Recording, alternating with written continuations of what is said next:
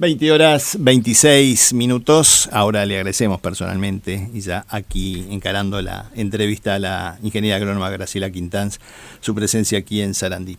Y para quien viene por primera vez a estudios, la consabida pregunta es: ¿quién es Graciela Quintanz? Hola, muchísimas gracias por la invitación antes que nada. ¿Quién es Graciela Quintanz? Madre de Ignacio Nicolás, ingeniera agrónoma, apasionada por la cría y una agradecida a la vida.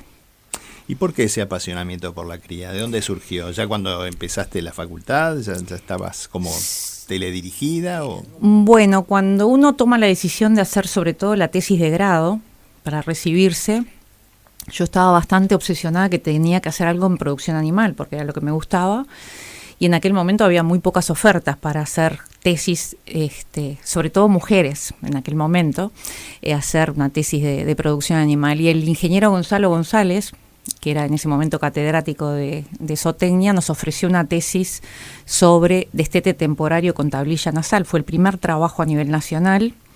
Y allí me fui a la Carolina, me instalé los 3 meses de servicio y ahí confirmé que ese era el área que realmente me apasionaba. ¿Y en INEA desde cuándo? En INEA desde 1991, 1 de julio, acabo de cumplir 29 años. Entré en el área de producción animal porque, en ese momento estaban así los bovinos de carne. Inmediatamente desarrollé proyectos en el área de cría que fueron aprobados. En aquel momento quienes nos evaluaban los proyectos eran Jaime Rovira, Gonzalo González, Daniel Vaz Martins, y una vez aprobado, ahí empezó un poco de a poquito la... ¿Y ya desde siempre en INEA 33? Siempre en INEA 33. ¿Pero por alguna razón específica o porque el área de investigación estaba allí? No, yo una vez, cuando me casé, me fui a vivir al campo en Cerro Largo. Inmediatamente gané un concurso para trabajar en Facultad de Agronomía en Bañado de Medina. Trabajé 1 año. Perdí el concurso para el cargo definitivo. Inmediatamente al año me presenté al concurso de INEA porque era lo que de alguna forma quedaba más cerca de donde yo estaba viviendo. Ya cuando entré a INEA tenía a Ignacio nacido y así que fue 33 por varias razones. Logística y además porque era un llamado a producción animal, que era lo que yo quería. ¿Y cómo nació esto de organizar este taller de evaluación de gestaciones? Nació como un sueño prácticamente, o algo que creíamos que no lo íbamos a poder concretar allá por el 2002. Cabe decir que del 95 al 98 yo no estuve en el país porque salí a estudiar, a hacer el doctorado en Escocia. ¿En Escocia dónde? En Aberdeen, en la Universidad de Aberdeen, en el área de manejo reproductivo. Entonces, a la vuelta uno ya empezó a enfocar todo el trabajo en el área más bien de manejo reproductivo del ganado de cría. Y una de las inquietudes era que, la producción de terneros que tenía el Uruguay era muy difícil de estimar. Fue siempre nuestra gran preocupación el aumentar la tasa de preñez y la tasa de eficiencia en los sistemas criadores, pero no teníamos ese dato. Se lo planteé al ingeniero Daniel de Matos, director de programa en ese momento, y me dijo que le parecía muy buena idea, que siguiera para adelante. Contacté 2 o 3 veterinarios que conocía. Ellos contactaron a otros más, armamos el primer equipo y a partir de ahí fuimos construyendo esto que ayer cumplió los 18 años. Como que se ha llegado a una meta con este casi un poco más del 10% de las vacas de cría del país, o hay todavía posibilidades de crecer más. ¿Tú decís la muestra? La muestra, sí. No, Perdón. Nosotros creemos que se ha llegado siempre puede variar, puede aumentar un poco, pero ya sabemos que es una muestra representativa a nivel nacional, que podemos hacer una proyección segura de la cantidad de terneros que va a tener el país. Hicimos un trabajo con DIEA para evaluar si esta muestra era representativa, entonces nos fuimos a predios que no hacían diagnóstico de gestación e hicimos diagnósticos y las tasas de preñez eran muy similares. Teniendo en cuenta la encuesta ganadera última que nos dice que aproximadamente el 70% de las vacas tienen diagnóstico de gestación, el 10% de una muestra que además abarca todas las regiones relacionadas a la cría, creemos que es un buen número. O sea que aquello de que, en el taller los datos que se dan es de la gente que hace, digamos, la evaluación, que hace los diagnósticos, que contrata a especialistas y que caería porque el resto no lo hace. Eso de alguna forma no es así. No, porque si tenemos en cuenta que gran parte de las vacas están diagnosticadas, lo que sí hay diferencias entre lo que son los predios o las empresas que están manejadas, como dijo el doctor Bordaberry, gestionadas de alguna forma, y aquellas que solamente contratan al veterinario para hacer el diagnóstico de gestación, y eso en el taller se puede ver, porque ese promedio que se genera obviamente con mínimos y máximos, si uno mira las tasas de preñez mínimas, que andan a veces en el orden del 30 y 40% en algunos lugares, son productores que obviamente todavía tienen mucho para crecer y tienen hermosas oportunidades para mejorar. ¿Cómo le gustaría, o a qué número le gustaría llegar después de 18 años o poniendo este tema en consideración, de un tema más que cada vez se habla más, se habla en los medios, se habla a nivel institucional, se habla en los grupos de productores? ¿Cuál sería un número que de alguna forma, después de tantos años trabajando en este tema, la dejaría conforme?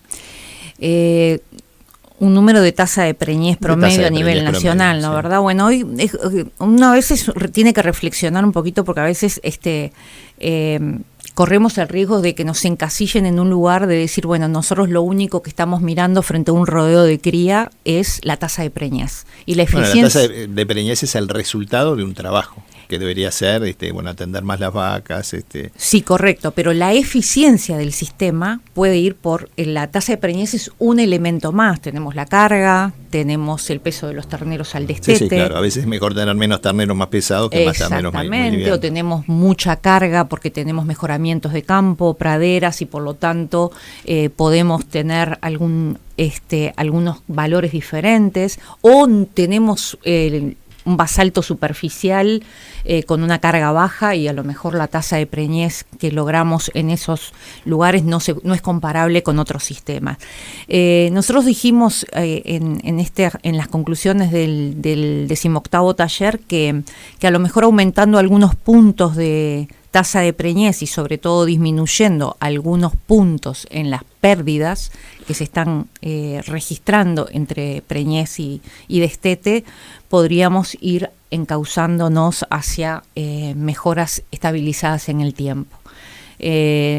No quiero arriesgar un número, porque hemos tenido en la historia de los 18 años, tuvimos el mayor 2013 con 81.5 de preñez, y la peor fue en la crisis del 2008-2009 con la sequía, con 59%.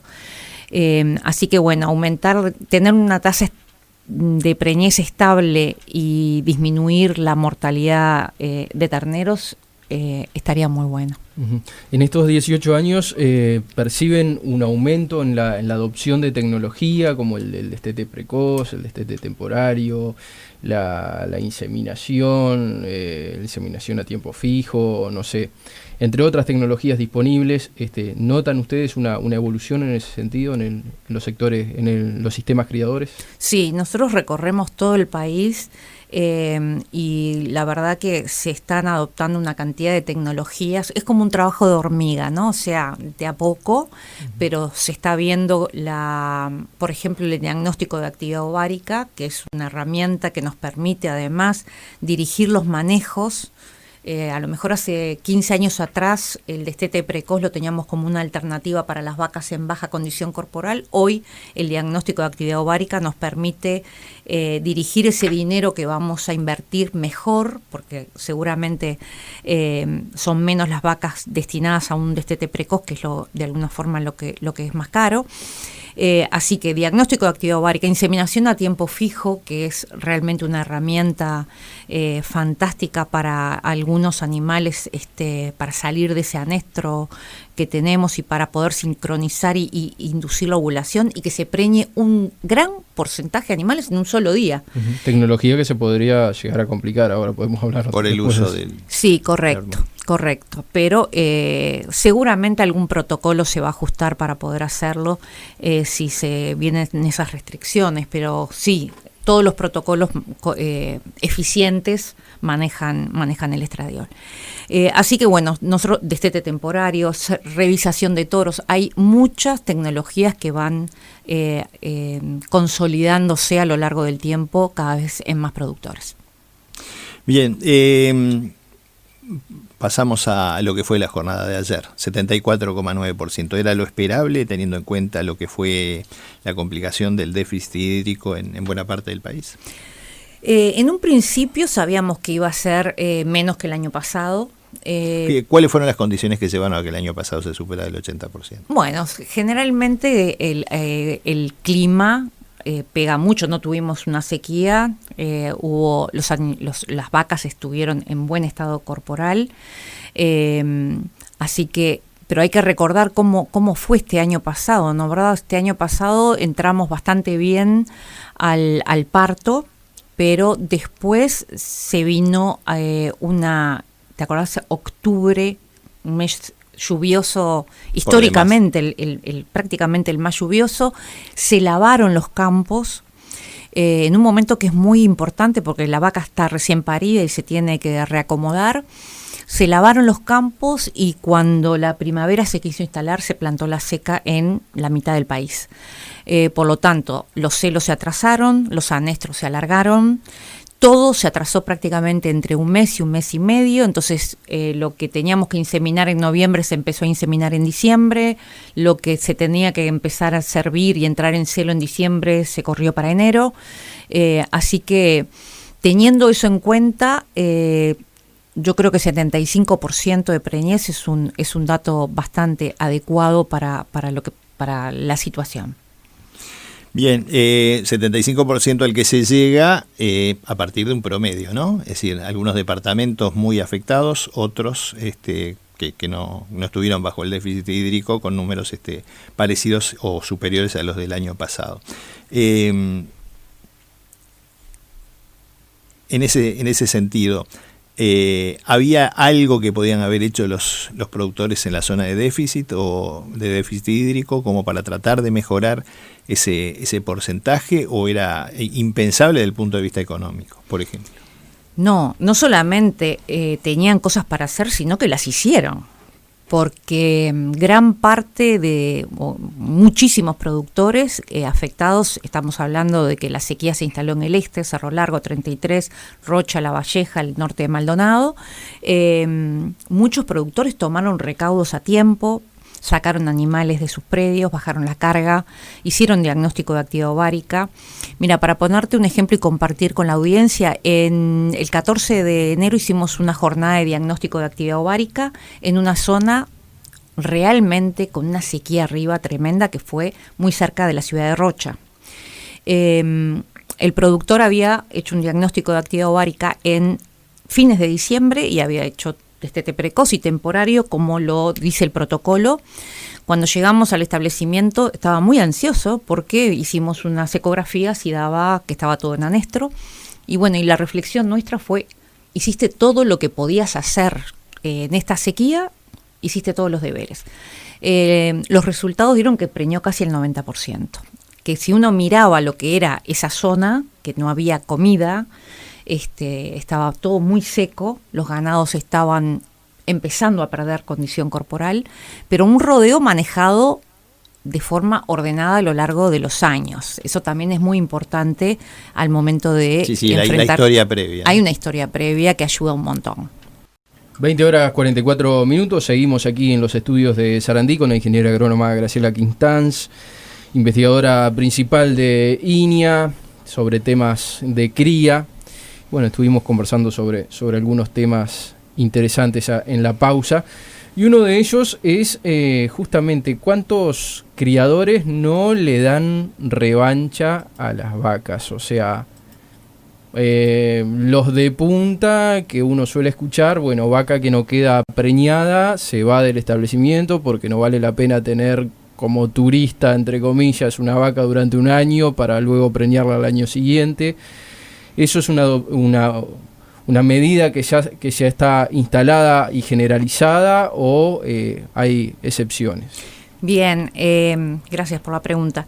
En definitiva, uno tiene algunas ventajas hacer esa medida de manejo, no solamente para no tenerlas también como turista, sino porque uno de alguna forma hace una selección indirecta por fertilidad. Se va quedando con el ganado más fértil, y eso es una característica deseable y acumulativa a lo largo del tiempo.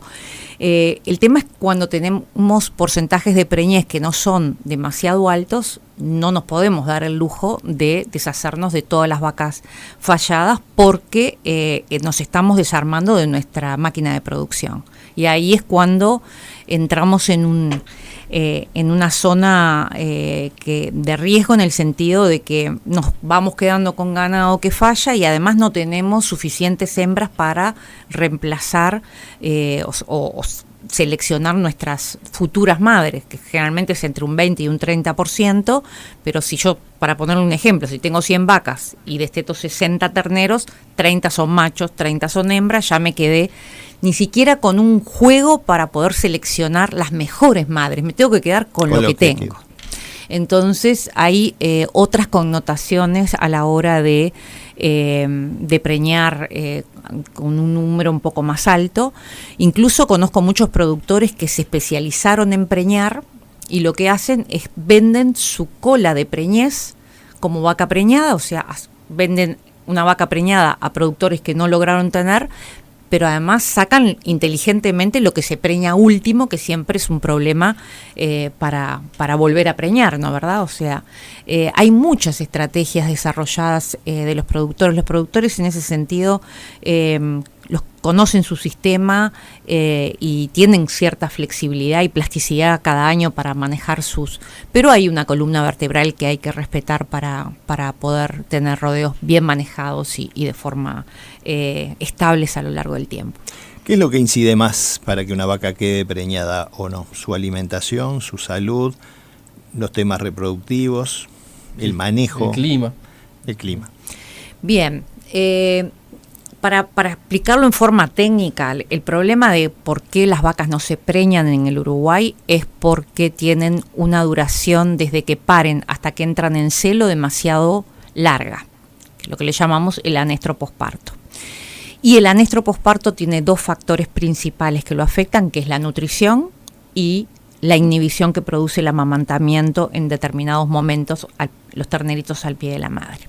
La nutrición es fundamental en un rodeo que tiene que esté sanitariamente de forma adecuada. Un animal que esté enfermo no va a manifestar nunca su potencial productivo. Entonces, basándonos de que estamos hablando de un rodeo sano, la nutrición es un factor, yo te diría, preponderante en determinar la probabilidad de preñez de una vaca. Nutrición preparto, hay momentos, ¿no verdad? Condición corporal al parto, condición corporal al servicio, condición corporal al otoño.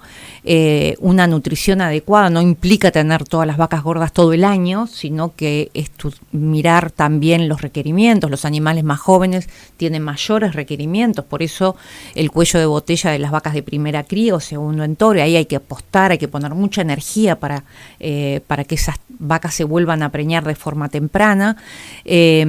Y parte de eso es el manejo reproductivo, porque dentro del manejo reproductivo está el manejo nutricional. Así que sanidad, nutrición y reproducción van de la mano. ¿Y qué pasa con el uso de los toros? Una cosa es la inseminación, pero otra es el uso de los toros. Durante años se dijo que había problemas serios en materia de enfermedades venéreas que terminaban afectando y que no siempre el productor las tenía en cuenta, o no tenía en cuenta el estado de los toros después de haberlos utilizado el año anterior. Sí, correcto. Hay que hacer algunas cuentas para atrás. Yo siempre le digo a los productores que recuerden que la producción de espermatozoides demora 60 días. O sea que los espermatozoides que va a largar el toro en diciembre para preñar sus vacas se empezaron a producir 2 meses antes. Entonces es tiempo de que los toros 3 meses antes estén empezando a comer muy bien para empezar que no estén olvidados allá en el último Claro, potrero. Que no los podemos traer 15 días antes del entore porque estamos en problemas. Eso desde el punto de vista nutricional. Desde el punto de vista sanitario hay que hacer revisación anual, no importa que hayamos comprado toros nuevos en una cabaña, hay que revisarlos. Aptitud reproductiva, aplomos, cómo camina, habilidad de monta, y sobre todo con tiempo, porque si tenemos que descartar algunos toros, que siempre pasa, tenemos que tener tiempo para salir a buscar. Y eso es todo un ciclo que está bueno planificarlo con tiempo. Para resumirlo, a los productores, en agosto tenemos que estar ya mirando claramente, o sea, falta muy poquito para estar mirando cómo tenemos los toros y empezar a trabajar en ellos. El tema de la producción de machos y hembras, antes había una diferencia muy importante en el precio entre el macho y la hembra. Eso en los últimos tiempos la hembra se valorizó mucho. ¿Cuánto pesa el valor del ternero y de la ternera recientemente en el interés de los ganaderos en criar, en los criadores ya, en mejorar el trabajo que vienen realizando, y por ahí en invernadores y recriadores que ahora apuestan a la cría en base al precio que está teniendo el producto de la cría, que es el ternero y la ternera? ¿Eso influye? ¿Notan ustedes una mayor avidez por la cría? Sin lugar a dudas, el tener buenos precios y tener certidumbres desde el punto de vista de negocio le da una tranquilidad y un estímulo al productor. Hay que recordar que la cría tiene un ciclo biológico muy largo, o sea que nosotros estamos preocupados por criar bien una ternera a los 6 meses, pero vamos a cosechar un ternero en esa hembra 3 años después, o sea que la inversión que hagamos desde el punto de vista de alimentación, sanidad y de energía del productor, la va a cosechar dentro de 3 años, y por lo tanto tener certidumbre de buenos precios es un estímulo. Siempre lo fue y lo va a seguir siendo, y creo que estamos atravesando buenos precios en las hembras, y que esperamos que se mantenga como buen estímulo para los productores, que sí, que es tal cual como tú lo decís. Creo que fue en diciembre pasado, ahora perdí la noción, en una jornada que organizó el frigorífico BPU en Durazno, el delegado de la Comisión Nacional de Fomento Rural ante la Junta de INAC, el ingeniero José Mesa, habló de la vaca y de los 3 terneros. No sé si recordás ese tema. ¿Te pareció adecuado? ¿Es eso lo que hay que pensar en la vaca, la que ya tuvo la cría, la que está preñada y la preñez que va a tener?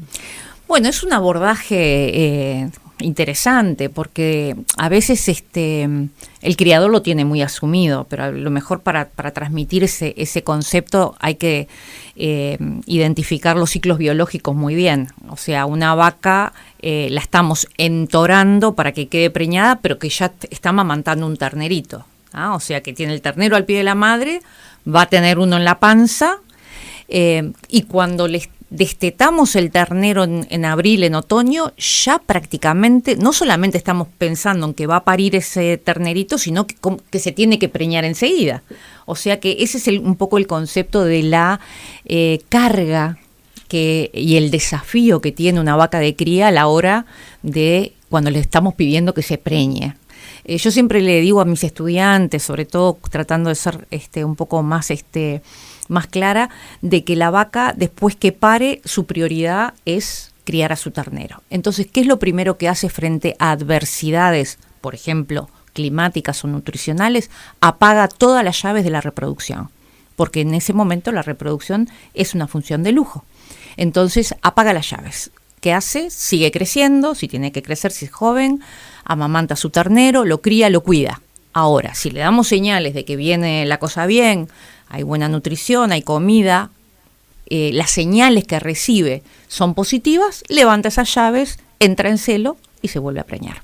No puedo decir últimos minutos, diría últimos instantes de este diálogo con la ingeniera agrónoma Graciela Quintanz, que es investigadora principal referente. No es porque ella lo haya dicho, sino porque se lo preguntamos, nos vino una lucecita de que había un escalón más arriba del investigador principal. Y bueno, por lo menos quedan 2 temas que me parece interesante que pudiéramos abordar rápidamente. Uno es ¿qué es lo que pasa con esos terneros que nacen pero que no llegan al destete? Que en algunos casos son porcentajes de 2 cifras y que son muy llamativos y ha sido siempre difícil de poder reducirlo o achicarlo, aún para quienes hacen las cosas bien, o supuestamente bien. Sí, correcto, es una gran preocupación también en el taller de preñez.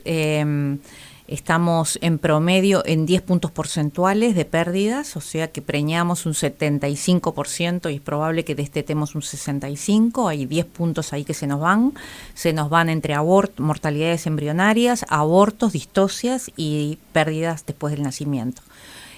Así que es un área para trabajar, es un tema que hay que desarrollar en la investigación, especialmente en la parte de salud animal.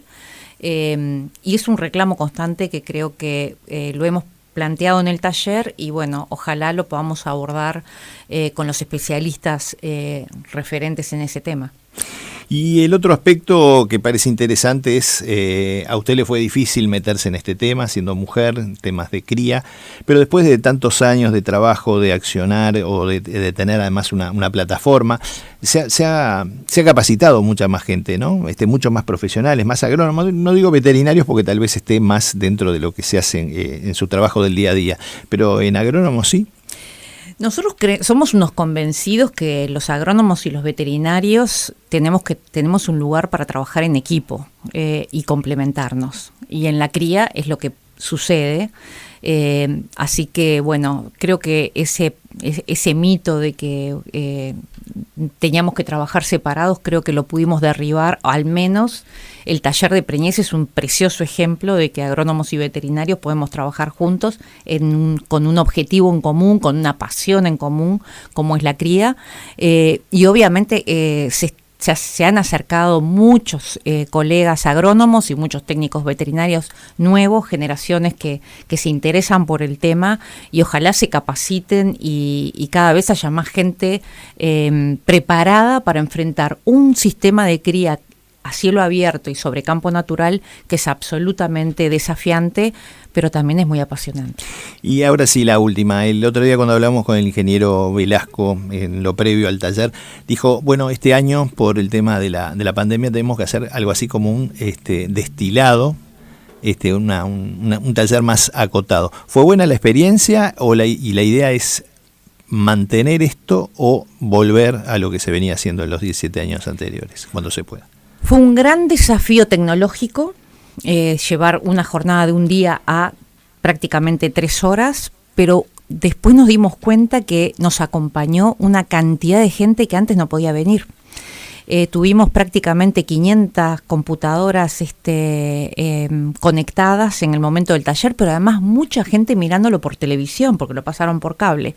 Entonces hoy, porque al día siguiente te empiezan a llegar las repercusiones y llegaban mensajes de gente querida, productores de muchos lugares, por ejemplo, ya aprovecho a mandarle un saludo a la familia Curdín que me llamó bien temprano, me mandó un mensaje diciendo en 18 años es la primera vez que los podemos acompañar, porque no podíamos ir nunca a 33, capataces de campo, funcionarios que estaban en las estancias y se pudieron conectar en la televisión a mirar. Nos llegaron muchísimas repercusiones, entonces eso nos da para pensar, lo vamos a analizar y seguramente se abre una nueva experiencia para el futuro. La última, muy breve, ¿es una utopía llegar a 3 millones de terneros en Uruguay o es alcanzable? Me han hecho bastante esa pregunta. Me imagino, sí. Que es un yo mojón, sabía, ¿no? yo Un sabía desafío. que iba a caer en cualquier momento. A mí me gusta más hablar de oportunidades, desafíos, que ponernos un número frío que implica mucha cosa. Tenemos 4 millones de vacas, a lo mejor un poquito más. Tratemos de mejorar los sistemas, la eficiencia, disminuir las pérdidas, aumentar algunos puntos, estabilizar las preñeces a lo largo del tiempo y seguramente eso va a desembocar en tener mayor cantidad de terneros y estabilizados como oferta a lo largo del tiempo, y los productores también tener parámetros constantes a lo largo del tiempo les va a dar también mucha tranquilidad, seguridad y empuje. Ingeniera agrónoma Graciela Quintanz, muchas gracias por haber estado aquí hoy con nosotros. Gracias a usted, fue un placer venir al estudio.